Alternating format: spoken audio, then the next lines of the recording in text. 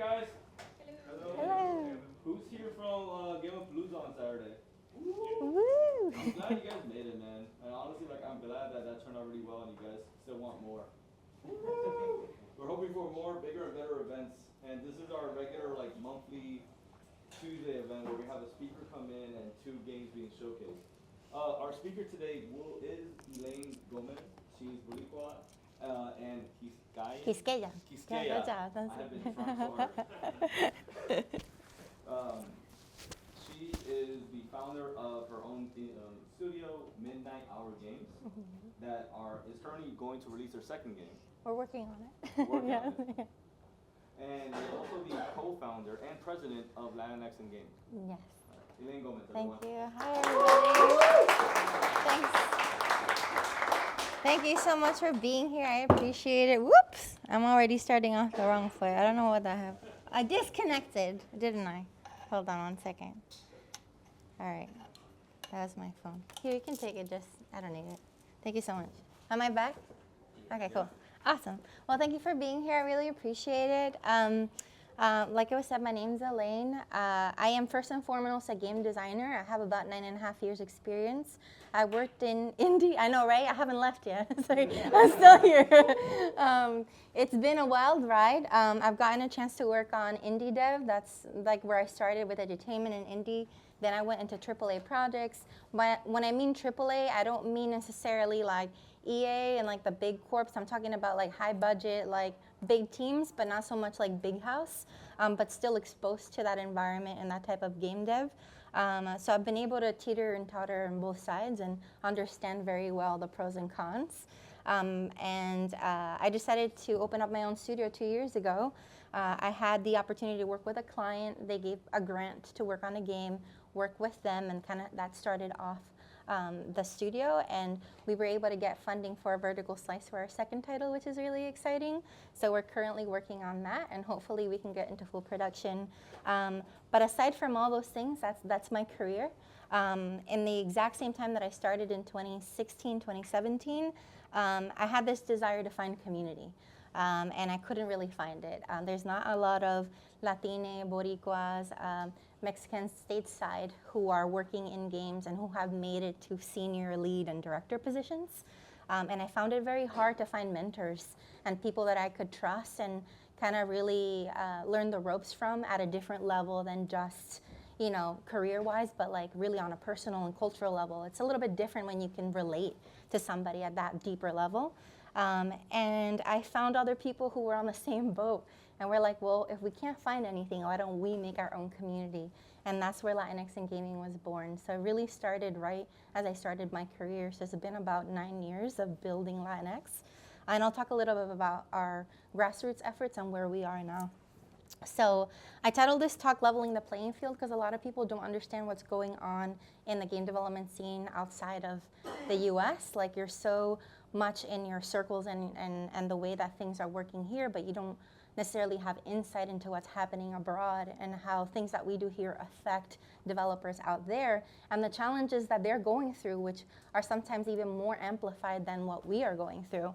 So I kind of want to share with you all what's happening, give you all a little bit more details, and explain a little bit of what we're doing at Latinx to help and ease those barriers and those challenges, as well as what you can do to support developers in the region, as well as here domestically. So that's why I titled this talk, Leveling the Playing Field, how Latinx in Gaming is changing industry access, because we're trying our best to really figure out processes and pipelines in a different way to bring young people and fresh blood into the industry. So a little bit about me. So Miyari, hello. Miyari is hello in Hiwataya Taino. I am an enrolled member of the Hiwataya Taino of the Caribbean, which is something very important and special to me. Yes, I was born and raised in Borican in Puerto Rico, and I am half Dominican as well through my dad. And Dominican Republic is Kiskeyan, the indigenous name. I live in New Jersey, which you should all know is Lenape-Hoking, is Lenape land. I'm very much now trying to decolonize my thinking and the history, what I was taught. And to me, it's really important to call out the indigenous sovereignty of land, because it's so important, especially in the world and the age that we live in. Really trying to honor those roots for myself and for other people around me. Like I said, I have been in the industry for about 9.5 years. I focus on gameplay and systems design, which is very male-dominated. I think I've only met maybe 2 other women who are gameplay systems designers. It's a tough game field to be in, but I'm so happy that that is what I have concentrated on and what I have been mentored in. So I do a lot of stuff in tandem. Sometimes people ask me, how do you do so much? Do you have a life? I try to have a life as much as I can. But yes, I lead Latinx in gaming. I am developing my own game right now as an indie dev. I am also working as a game designer for a new studio that just recently formed and helping them bring about their gameplay vision. And I'm also running for the chair of equity committee for the CWA, the United Game Workers Union. So I don't know if you all have heard of UVW. But they formed in March at GDC, and there was like a big gathering. And I decided to be a part of it because I got laid off from my previous studio in December. So I was feeling it. I was like, screw the system, screw the industry, everything is broken. I want to be part of that change. And being part of the equity committee means how do we make opportunity for Black, Brown, Indigenous peoples to also be able to move in this union and have leadership roles? Because we saw leadership, and I was like, wow, these are all like either cis white or LGBTQA plus white, but where are the Black and brown people in leadership in the union? So we're trying to figure out how to incentivize and give confidence to people of color to run for office because our voices matter in the union. But it's also scary because none of us have experience in organization and unionizing. So I think that's also part of it too, is the fear of failure, because we're so used to having to work so hard to be somebody or to gain access to things, and we want to be the best that we can be. So I'm trying my best there now that I'm running for chair to really change things for ourselves, including things like sponsored dues. So you have to pay a monthly to be part of the union, and that covers a lot of things. But some people like myself who are unemployed, you can't ask me, even if it's $10 or $15 a month, that's a lot. So how can we subsidize or completely eliminate that stuff for people who are going through hardship or people who have socioeconomic barriers? So these are the types of conversations we're having. We also are having conversations about systemic racism and giving workshops, because there's sometimes people don't know the history. They may know it in passing and they may know it superficially, but we really want to help folks understand the deep-rooted things that are affecting our society and also the games industry that we are in and why things are the way that they are. And it's our turn to start changing those things, turning the tides, and really revolutionizing things. We can do it, but we have to do it collectively. So that's the type of stuff that I'm really passionate about in the union, and that's why I'm running, as if I wasn't busy already. But it's something that I really think is needed, and hopefully I can inspire somebody else to take that torch and continue it in the next few years. So a bit of a disclaimer. The Hispanic Heritage Month just ended last week. And like I previously said, I've been trying to decolonize myself and learn a lot of things and unlearn a lot of behaviors and things that were impressed on me, whether by family, whether through school and things like that. And one of the things that I have learned in my research is that the only reason we call North America, South America, Latin America is because of this guy named Amerigo Vespucci. And he was an Italian explorer. The New World already existed, so he didn't really explore anything new. He just found something new for himself that was already existed. Latin, being Latin America, that's rooted in Spanish, right? And we all know that Spanish is not the true indigenous original language of any of our lands in our region. And therefore, we have this identity of Latino, Latina, Latina, Latinx, and it's rooted in colonization. And I have decided for myself, and I just want to share this information, not that you have to do it, but something to think about is that all of our countries and all the regions all over have indigenous names, original names, pre-colonization. North America, the indigenous peoples call it Turtle Island due to the creation story of how the continent was created. In Latin America, the indigenous name is Abiyala, which has a meaning. It's called living land. And all of the other countries as well, they all have special meanings. Cuscatlan, which is the indigenous name of El Salvador, means place of precious things. So we completely detach and disassociated through colonization these beautiful names that are associated with our countries. And I just wanted a disclaimer to let you know that I don't call myself Latinx or Latina anymore. I call myself Borikua because that's where I'm from. I'm from Borican, and it's the land of the valiant Lord, the land of my people. So screw America Vespucci. And I urge you, right, and this is a call to action, like, find out where, like, what the land is that you are on, where you live, where you are from. See what the pre-colonization word or meaning of that place is, because in that you're really honoring, you're honoring the land, you're honoring the people, you're honoring the real history. So I wanted to start off with that before we go in deeper. Latinx in gaming will stay Latinx in gaming. That's legal. I can still keep this for me as like something that I internalize and I vocalize, but the organization will still remain the same because it still has meaning, right? Spanish doesn't, but essentially what I'm trying to point out to that is that Spanish and the colonizer is not what unites us. It's our culture and our traditions that were there many, many, many years, hundreds and thousands of years prior, that connects us. And that's really where I'm trying to get from. And I don't want to highlight or give Amerigo any flowers. I want to give like our communities the flowers they deserve. So who and what is Latinx? So I have a video to show. Hopefully y'all can hear it okay, but this could be the intro of who we are.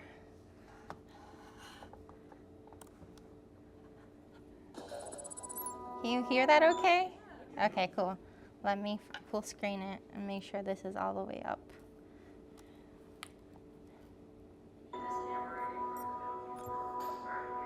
When I was starting in the games industry as a Latinx person, I felt quite invisible. It still feels like I'm the odd one out. I felt alone. I was often the only woman and the only Latina woman in the room. I think about how hard it was for me to get where I am today, and I don't want anyone to go through that anymore. And welcome to Latinx in Gaming. Our content, our voices. Latinx in Gaming is a group of people that are dedicated to supporting other people of Latinx descent in the gaming space. The past 3 years, we've just grown from a really small group into thousands. This was no longer just about game developers. This is about streamers and students and journalists and marketing and fans. Pave the way for people like me, pave the way for people in our community. Just knowing that there's somebody out there doing what you want to do empowers you to chase it. It's a really beautiful thing. I'm trying not to cry, I was this close. Oh, okay. So that was a video that was created for the Game Awards, where we received the Global Gaming Citizen Award in 2020, which is something that we're really proud of. Thank you. And that was prior to us forming as a 501c3. So all the work that we had done up until that point was grassroots. We started as an IGDA chapter, much similar to the IGDA New York chapter. There was a Latin American chapter that was inactive. Nobody was leading it. So the folks that you see in the picture right there, it says Latinx Global Gaming Citizens, that was us. We were missing one person. Her name's Judy Barbosa. She wasn't able to make it to that photo shoot. But all of us together, we started this grassroots movement. It was just a community group. We met at GDC for 3 years straight since 2017. Every year we met. And then we just saw the need. Every year more and more people would show up. And when it came to funding, that's the biggest thing. We were like, okay, IGDA, is there funding that we can get to do things like events or scholarships and things like that to go to GDC, Gamescom, DICE? And they were like, there is no funding. We're trying to figure out how to stay alive ourselves. So we're like, okay, what do we do? So we huddled, we got together with some sponsors. We were very lucky that Niantic at the time was doing a lot of DEI initiatives. And through Niantic, they funded $25,000 so that Latinx in Gaming could be formed, covered our legal, covered our articles of incorporation, and all those things that are very expensive that we had no idea about. We're a bunch of game devs and just games adjacent folks, so we didn't know how to run a nonprofit. We didn't know anything. But they covered all the expenses for us to make it right, have our own bank account, and all of those things so that we could work with other companies. And in the 8 years that we've been running, you name it, we have worked with them. Riot, EA, Ubisoft, Microsoft, PlayStation. We have worked with every single company, and at some point we have collaborated in some way, whether it's been more externally facing or internal. Sometimes they don't want their names to be attached to anything. They just want to do a charity. But we have been able to pave the way for our community to do good things. And the picture on the left there was our GDC 2025 picture. We had about 200 members show up at the Yerba Buena Gardens outside to take a picture and eat sandwiches and stuff. So we have done good work. And that's exactly what the video said. We connect, support, and uplift Latin professionals across the US, but also global. Doesn't matter where they're at. We have members in Australia, we have members all over the European Union. So it doesn't matter whether it's Abya Yala or Turtle Island, we help anybody that wants to be part of the community and needs support. So let's see if this moves forward. So we are on a mission. Since the beginning, despite all the stuff that's happening right now, especially what's happening right now, we cannot divorce ourselves from anything that's happening. DEI deprioritization hit us hard this year, and it was hard to find funding. But having to witness this while also trying to make good strides in the community is hard. It's difficult to have these conversations, and we start talking about safety, where like our folks don't want to meet together anymore because they're scared. We have developers who don't want to come from Abya Yala to the US to any conferences because they're scared of getting stuck here and getting put into uncomfortable situations that they don't deserve to be in. And this was happening, right? A lot of these raids were happening during Summer Games Fest, and we were like super conscious of it because we had Latin American developers from Abya Yala who had come to Summer Games Fest to showcase their stuff, seeing all of this stuff happening, and it was scary. But despite all of this that is very real and forefront in our minds, we still are on a mission to do these things. We still want to increase representation because we believe in it. We have amazing stories to tell, and our people are so incredibly talented. They're just not given the same opportunities because they don't have access to the same opportunities. We still want to promote cultural appreciation because that's what makes us unique and special and what bonds us. Provide the community a platform, whether it's to vent, whether it's to feel safe, whether it is to amplify their games and their content, and also to foster and support their professional development. And meaningfully, truly, that truly means giving people money so that they can have access to the things that they wouldn't otherwise be able to afford, so that they can continue to grow and to learn and get better at their craft. So these turns into two things: priority funding and opportunity.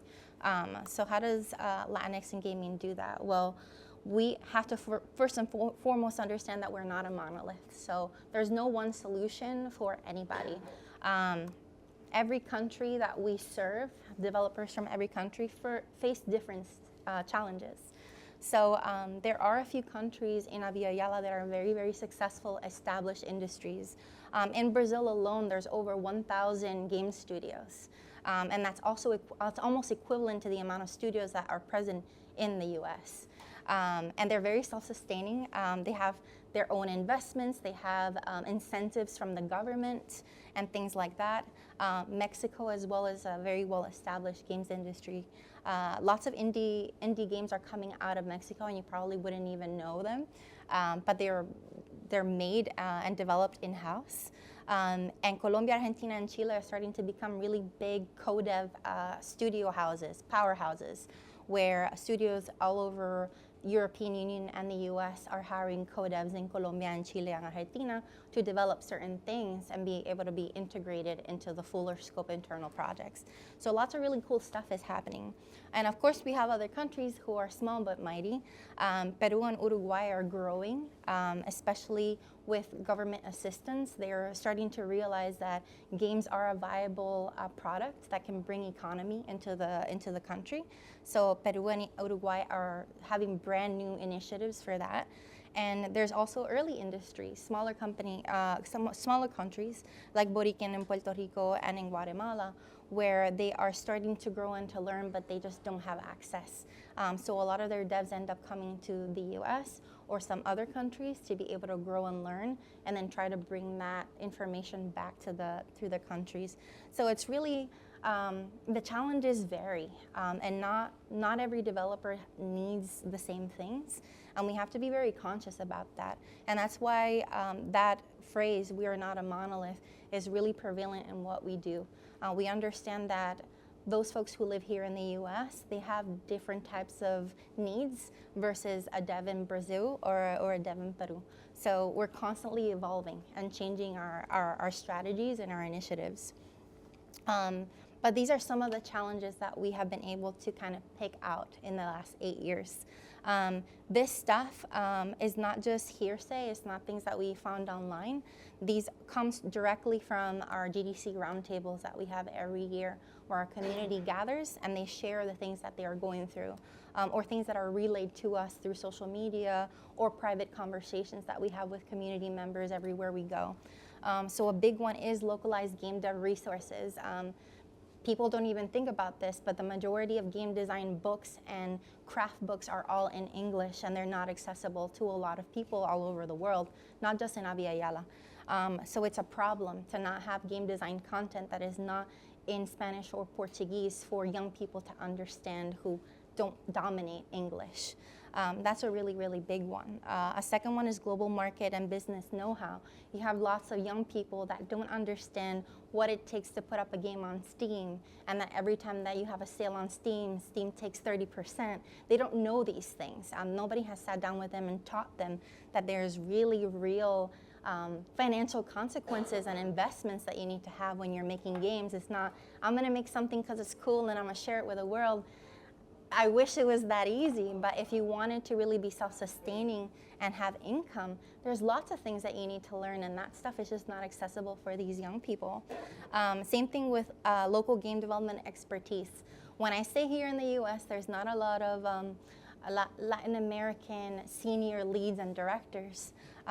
Down in Abya Yala is even worse. You don't have a lot of folks who have that level of expertise, and even the want to mentor doesn't really exist because everybody's trying to fend for themselves and trying to survive. So it's almost like if you hold the information to yourself, you can learn and grow, you benefit from it. But because, like, it's like some people say about, you know, why should I pay your student loan since I had to pay mine type of thing. It's kind of like the same thing. There's a lot of that sentiment in Abya Yala where I really struggled to get to where I am at, and therefore I will keep this information and these things to myself, and I won't share it with anybody. You have to go out and figure out and fend for yourself. And we're trying to break those habits and those cycles because it's not fair for the people who are trying to learn. Currency exchanges is another big one, and this is important in game dev. Here in the US, $10,000 may not take you a whole way when it comes to developing your indie project, but if we convert those 10,000 into El Salvadorian pesos, that's a whole nother different, that's like 5-6 salaries combined. You can get a long ways with 10,000. So currency exchange is something that we don't think about here necessarily, but abroad is a really, really big deal. And it's also relevant now to the current state of the industry with layoffs, where folks in the UK and the European Union are also getting laid off trying to find work, but they cannot find equivalent salaries elsewhere because of the currency exchanges are just so incredibly difficult to work with. Software licensing restrictions is another big one. I did not know that there are restrictions to dev kits in some of the countries down in Abya Yala. So it's really difficult to try to get a Switch and a license for the Switch. You cannot get it in some countries. And we cannot bypass as a nonprofit. We cannot say, we're gonna hold dev kits for whoever needs them, because you have to be like a business entity to do it. So now we're getting into legal territory, and as much as I wish we could provide that to people, we can't. And therefore you will see in Abya Yala, what do they usually port to? Mobile. Because it's very easy to find an Android device. Not so easy to find the iPhone because of the currency exchange and how expensive Apple devices are.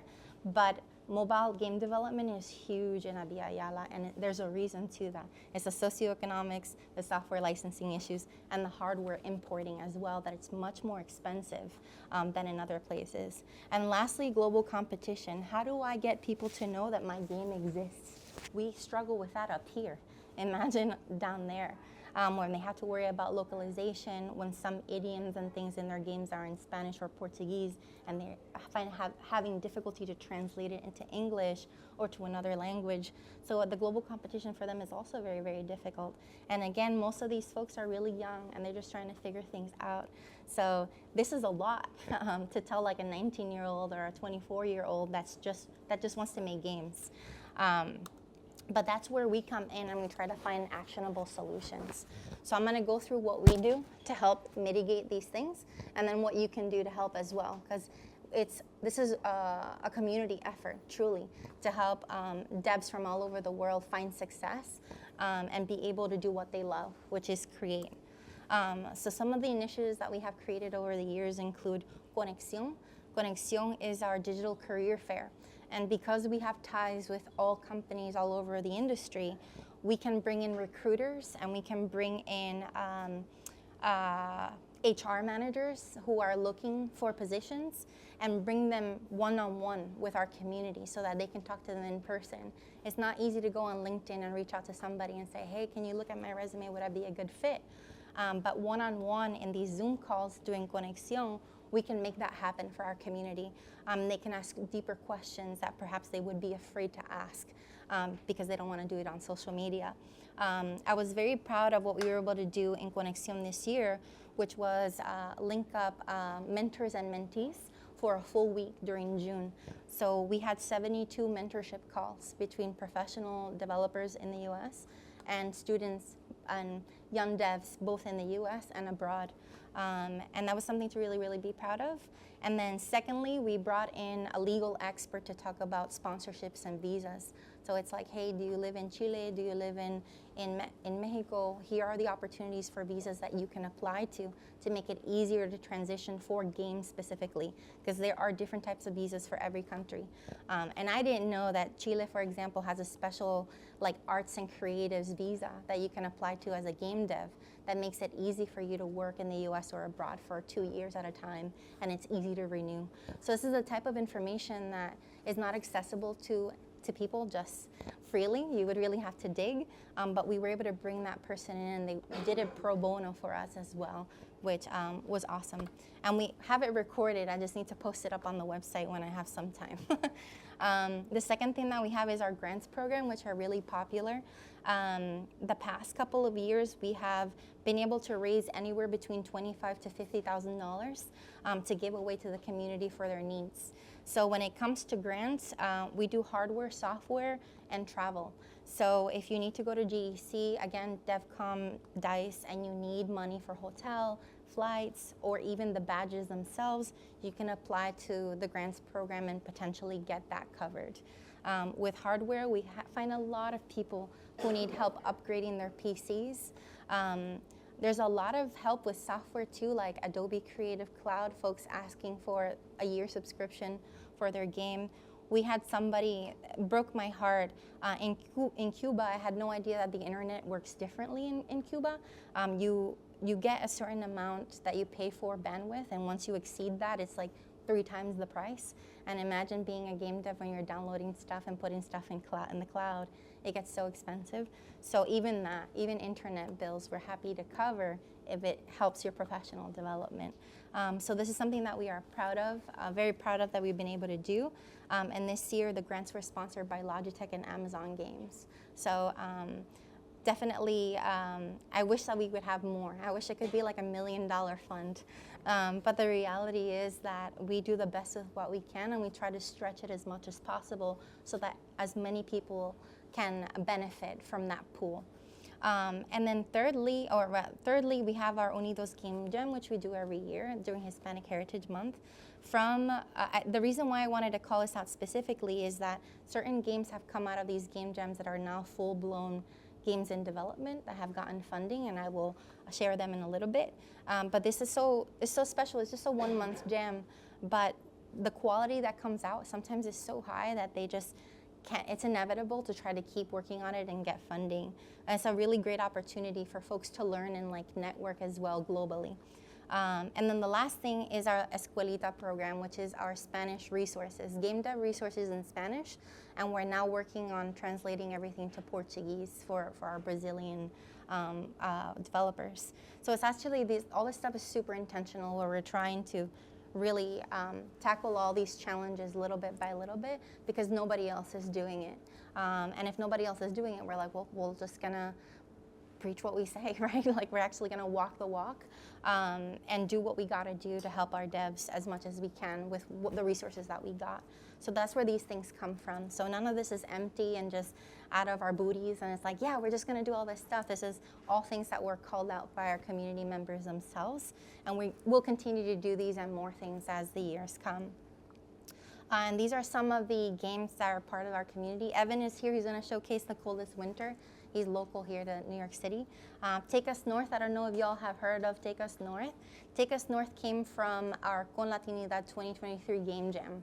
And that game used to be called The American Dream. And it was a 2D, much simpler game. But eventually Carla Reyes, who is the creative director at Anima Interactive, she picked up the team and she was like, I want this to be a real game, full-fledged. Let's keep working on it. They have been traveling all over the world showcasing Take Us North. So we're very, very proud of them. Toad Tavern came out of Puerto Rico. They were able to showcase their project for the very first time outside the island this year, which was a really big deal, and they did it through us. They showcased at Play NYC during Anime NYC this summer, and then also at PAX West. And then Atul had already existed. This is an award-winning game, by the way, a documentary-style game about the Atul River and how important the wildlife is around the Andean Mountains. Again, has traveled all over the world, and through our Android porting program, they ported to Android so that they could have it on mobile as well. So these are just some of the dozens and dozens of games that are being developed or have been developed by our community members. Whether it is them on their own through initiatives that we have had or programs that we have provided to elevate them and their craft. And opportunities, all of these things. We are currently talking with Gamescom Latam and Day of the Devs so that we can have opportunity for our devs to showcase there. And Play NYC, the Game Devs of Color Expo, PAX West and East. Breedpop is a big friend of ours, so we have been very, very fortunate to be able to have really special content at PAX West and East over the last few years. And GDC, this is the old logo. I know, if y'all saw, it's called Festival of Gaming now. I don't know how that's gonna pan out or how that's gonna change things, but we're still working with Informa, who handle GDC, to figure out how we can still bring devs from the Villa Yala region and really help them elevate. A pass is not enough. And the badges were, I don't know, I think 2,500 the last few years for GDC All Access. Imagine that plus $1,000 in flights, plus like $3,000 in housing, and then another couple hundred for food. Like, some of our developers let me know that they took out loans or went out into credit card debt just to go to GDC because they felt that's where they could find opportunity to showcase their games. It's really tough stuff, and that's not just our community. You can probably talk to anybody else outside the US and it would be the same thing. We're just trying to find opportunity to grow and to learn, and the industry makes it difficult to do that. But we're trying our best to make ways for them. And partnerships, I also believe that it's not just about money and companies, it's also about community. So we're very good friends with Black in Gaming, AAPI in Gaming, the Latin American Games Showcase, the Latam Games Federation.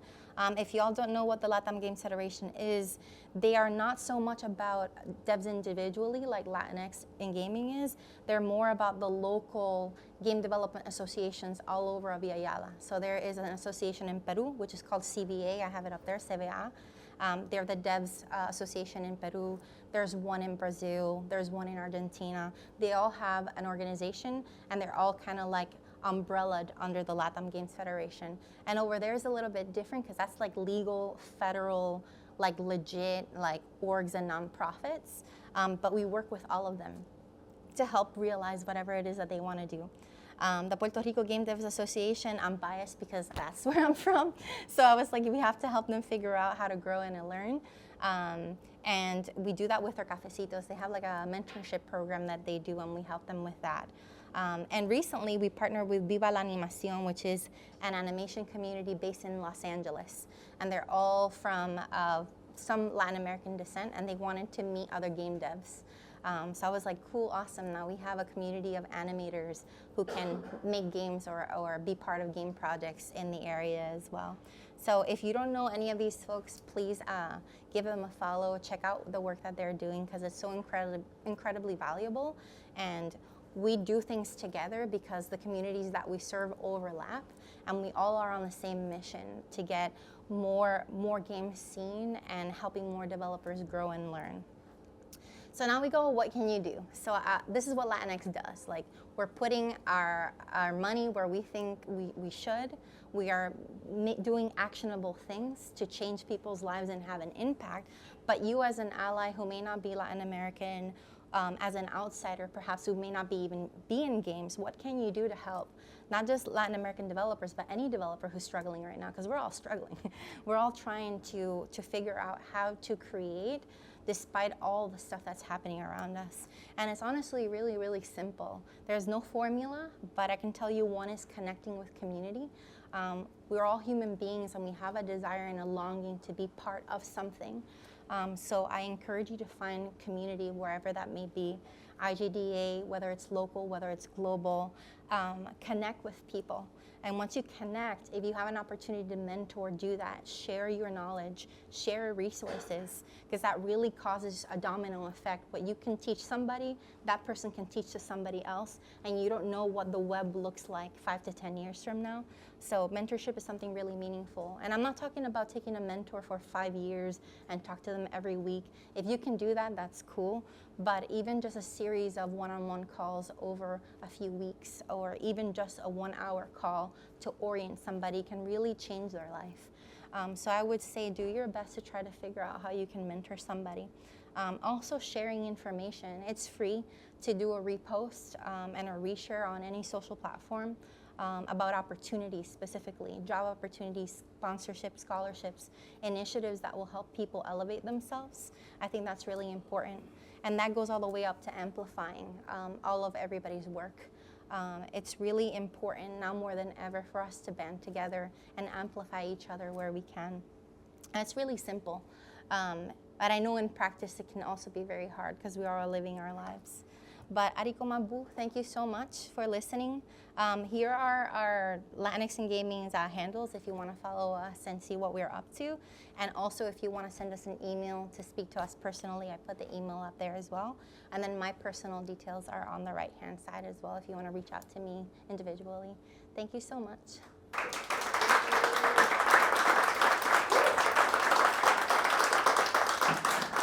Yeah, of course. Yeah, I'm open to answering any questions, comments, or concerns. Yeah, go ahead. How could we join Latinx Games? Where would we go from that? Yes, so we get asked that question a lot, and a lot of people think that you have to pay, but there's no dues involved. To be part of the community, there's our Discord server where we do all of our events and all things like that. And then if you follow our socials, then you could really be in touch with what we're doing, like more like events based. So if we have a party at wherever the heck or a meetup, like we post it on all of our socials, and we're everywhere. I think the only social platform that we don't really use is Facebook, but we're on Blue Sky. LinkedIn is really big for whatever reason. We have like 18,000 people on there. I don't know why. Blue Sky and Instagram, we've been growing our Instagram. We don't have TikTok yet. I was like, I don't have the patience for this. like if we hire somebody to do it, cool, but we don't have the money for it. But that's really how you join. And then like actually be active and like show up at places and like become friends with people. That's how multiple of our folks, they say like, how can I join? And they think it's just volunteering and doing work. It's like, you don't have to work. You could just like mingle. And that's how people have found jobs too. In the industry for the first time.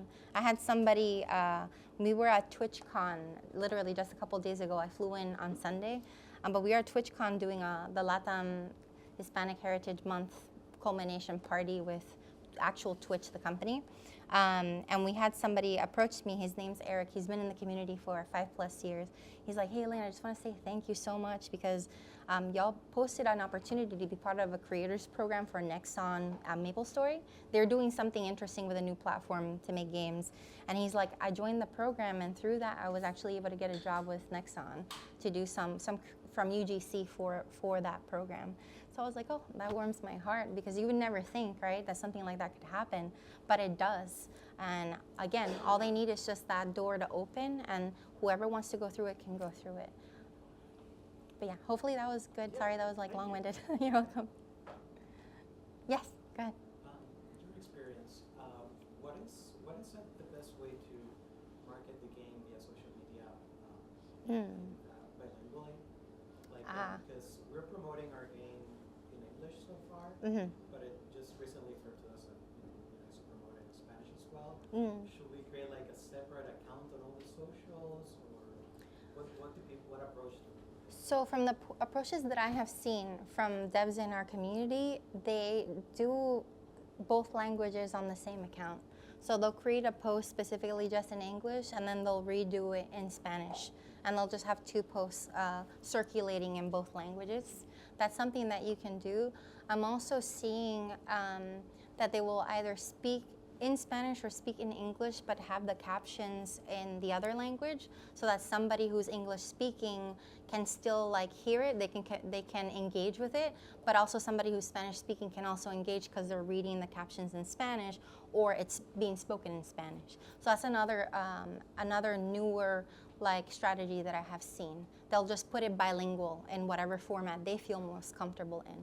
A lot of devs are actually more comfortable speaking in Spanish, because like they can express themselves better, and then they'll just use the caption in English instead. They don't just dominate it. YouTube and Instagram have The switching of the captions, yeah. So that's what I would recommend for social posting, yeah.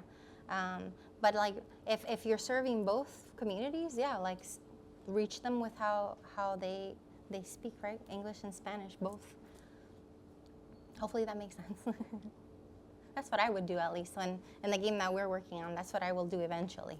It'll be bilingual for sure, because I want to reach the demographic that I want to reach. Yeah, it occurred to me recently that like I'm making the whole game in Spanish, but I think anybody who sees the trailer will think that it's just another game that's just in English. Yeah, right, exactly. Yeah, and the best way to do that is to share that information in both, and make sure that it's not misunderstood, that your game is in a specific language or whatever. You can actually make a whole thing about that too. Yeah. Oh, yes, sure.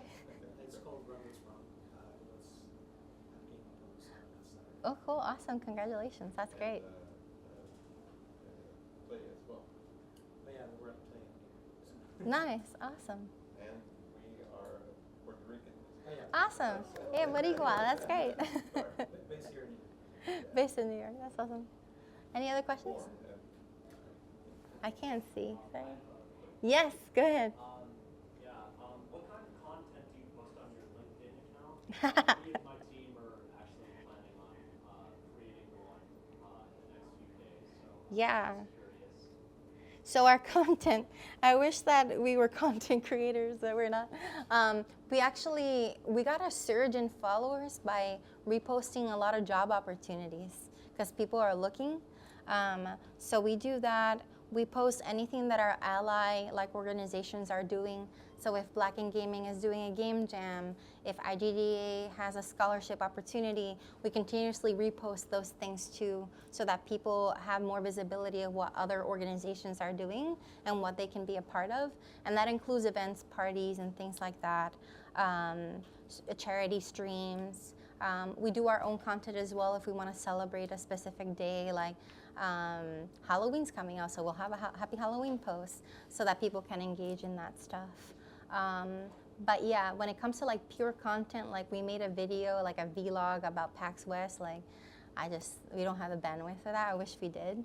But I feel like our socials would grow more if that was the case, so that people could have a insight into some of these things that perhaps they wouldn't be able to attend themselves, and decide whether they want to be a part of it in the future. But that's the type of stuff that we post on LinkedIn as an organization. And then because we're a nonprofit, we also have to be very careful about the things that we select, that we share. So when things are happening politically or like the ICE raids are happening, we're fully aware internally what's going on. But our board will say, hey, don't engage with this. Hey, don't say anything about that, because we are also liable to our sponsors who help us financially with the org. And as a nonprofit, you're supposed to stay neutral and not say anything. But sometimes we feel like we have to say something and stand up for our community or stand up for something that's going wrong that we don't tolerate. So that's also something as well to keep in mind when you're sharing on socials. Any other questions? No? Okay, cool. Awesome. Well, thank you so much for being here, y'all. I appreciate it.